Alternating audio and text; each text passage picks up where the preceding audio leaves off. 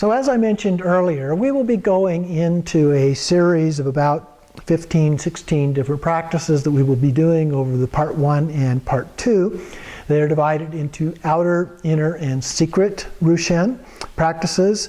And so we will be looking at how to isolate or separate the experiences as we normally look at them, or samsara, from this particular point of view associated with the great perfection practices and understanding them as manifestations of our mind. And so we're trying to separate those two, samsara from nirvana, as we go through these. And so the first of these practices that we'll be doing in week 1, we'll be looking at forms. So we're going to be going through these different parts, so form, feeling, and so forth, the different skandhas. But within this one, within form, we're going to be looking at the 5 elements as a part of this practice. And so we start by looking at the earth element, then water, fire, air or wind, and then space. Now in the text it talked just about the first 4 of those, did not include space, but this version does. And so with this practice, we sit down, and it's a good idea to use the short Dzogchen preliminary practices, short Nundro practices to go through and prepare yourself for going into this. And then we meditate on earth. So while looking at a mountain, so a mountain represents the earth form, or it could be a picture if you don't have an actual mountain to look at, but it's best if you can go outside and look at an actual mountain. And then just listen in stillness without thoughts until you experience the separation of the mountain, which we tend to look at as being outside of us, and the experience of the mountain in our mind. So the direct experience, the actual experience, is going on in our mind, even though it appears like it's outside of us.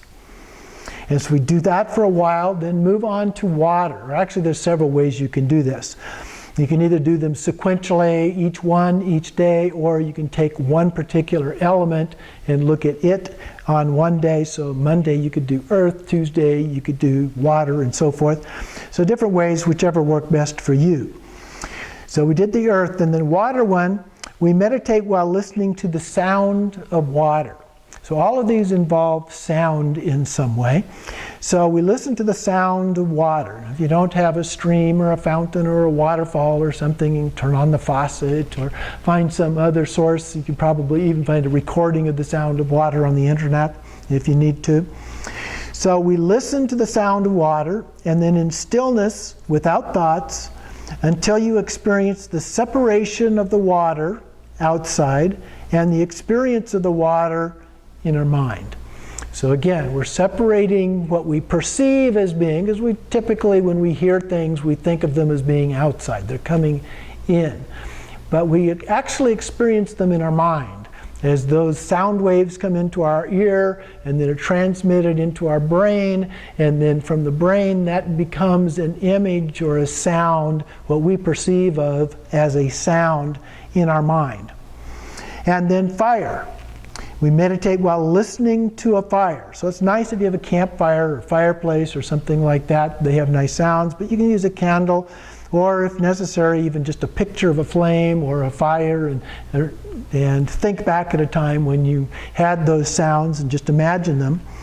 And so then we listen in stillness without thoughts until you experience a separation of the fire as outside, again through the sound, and then experience the fire itself as being in your mind. So each one of these, we follow that same pattern. So it's always best to have an actual sound to listen to rather than an imagined one. So only do it if you can't find that. Maybe you find a fireplace on the internet, the sound of a fireplace on the internet, or a campfire or something. And then in the air or wind element, we meditate listening to the sound of the wind in the trees. Most places we'll be able to get that experience from time to time during the week. And so then we sit in stillness without thoughts until you again experience this separation of the wind as being outside and the experience of the wind as your mind. And then finally, space. Now, this is an addition to the one that is described in the Yeshe Lama and Great Perfection texts themselves. And so in this case, we meditate while looking into space, no point of reference, you just kind of see the entire field of vision.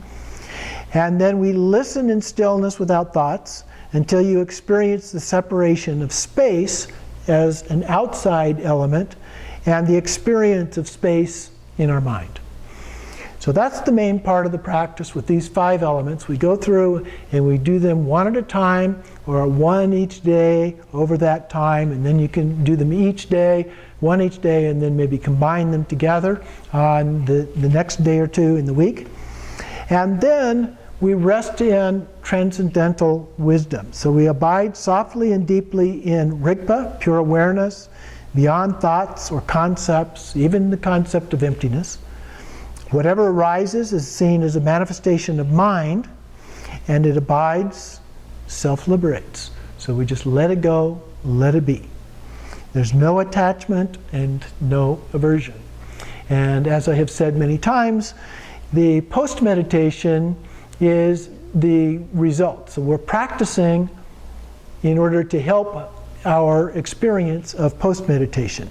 So when you've completed the practice, then we maintain this sense of separation between form and the actual experience in your mind as you go about doing your activities during the day.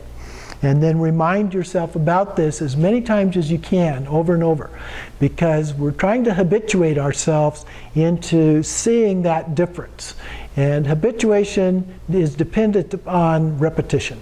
And so we need to repeat this over and over and over. So the more times you can remind yourself each day as you go about doing these practices, the more effective that will be in habituating yourself into seeing that separation, that difference between the two. So that's your practice to do for the first week of our class.